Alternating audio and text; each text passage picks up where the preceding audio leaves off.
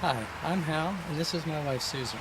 We are full-time RVers, and when we travel to our various destinations, we like to volunteer at various organizations that are of service to either animals or people. We are currently volunteering at the Northwest Raptor and Wildlife Center here in Sequim, Washington.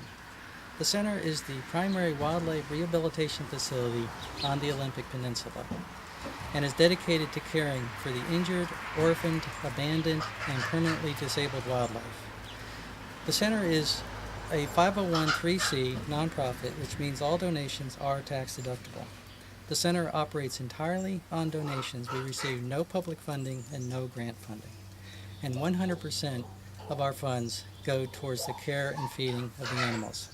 We also are blessed by having the services of the Gray Wolf Veterinary Services, which donate all their services to the center and helps facilitate the director with what she does here at the center. Okay, I'd like to now introduce you to Jay Moore, the founder and the director of the Raptor Center. Jay is an amazing, caring soul who has been running this center for the past 30 years, and I might add with no compensation, unless you count the joy that I see on her face when she gets to release a bird or an animal back into the wild that she has nursed back into health. Jay is basically the heart and soul of this operation and the glue that keeps it all together. My personal theory is that Jay is actually a guardian angel for the animals and that she has just taken physical form for a short period of time to make sure they're treated right. In fact, the fact that she is a guardian angel is evidenced by the fact that she's been kicked in the head by an elk and knocked unconscious. She's taken eagle talons completely through the arm and the hand and in the face, and she's taken red-tailed hawk talons into the chest, and she's been sliced and diced in more ways than I can even care to recite, which is evidence that she is not a normal mortal human being. I'm sure people like you and me, if we had to extract the talons out of our face, we'd be looking for a new line of work, but not Jay. So I'm going to let Jay go. She's going to introduce us to some of the animals at the center. In order to keep operating costs down at the center has to raise its own rats and mice.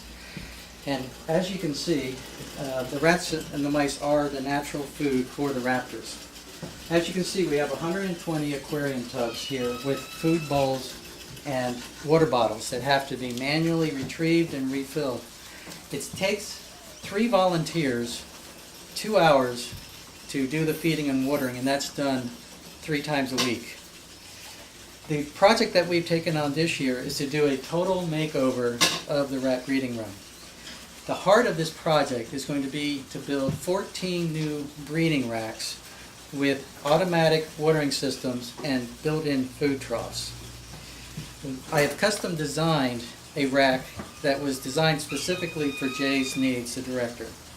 And I was fortunate enough to raise enough funding to build the first rack. Each rack costs about $275 in materials. So what we have here is the first rack that I've built that is being tested, and so far it's working great. What we have is a water reservoir at the top, 5-gallon bucket, and it feeds water down through watering lines to individual drinking valves in each tub. And as you can see, each tub has built-in food troughs. So when it comes time to feed, all we have to do is scoop the food into the troughs, and you don't have to enter the basket at all. We are projecting that when all 14 racks are built and installed, that this is going to reduce the time it takes to feed and water the rats down to 30 minutes for just one person. In addition, it'll clear out, because these are more compact, it'll clear out a lot of space in here, so we will be able to add additional racks and additional production to meet the full needs of the Raptor Center. In addition, with the help of the other volunteers, we're going to do a complete cleaning and repainting of this room and to make minor repairs if sufficient funds are available. So this is the heart of the project, building these racks. It takes quite a while and a lot of effort to build these racks, and a lot of financial support. This is a mature red-tailed hawk that was taken out of the nest by someone and was using it as a falconry bird. And I received a call that a bird was landing on people's heads and on their shoulder and acting very strange. I responded and went out there with some mice and whistled, and she flew down to me and landed on the glove. But she was not carrying any proper bands so that we could tell who the falconer apprentice, whoever was that had her. So we've been trying. She will not hunt. She only wants to take dead food from us. So at this point, right now, she is a non-releasable bird at this point.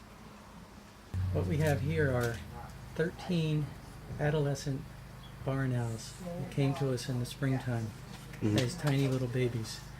And the adult barn owls that we have basically acted as surrogate parents and have raised them, these little youngsters, to what you see now. We can hardly tell the babies from the adults, in fact.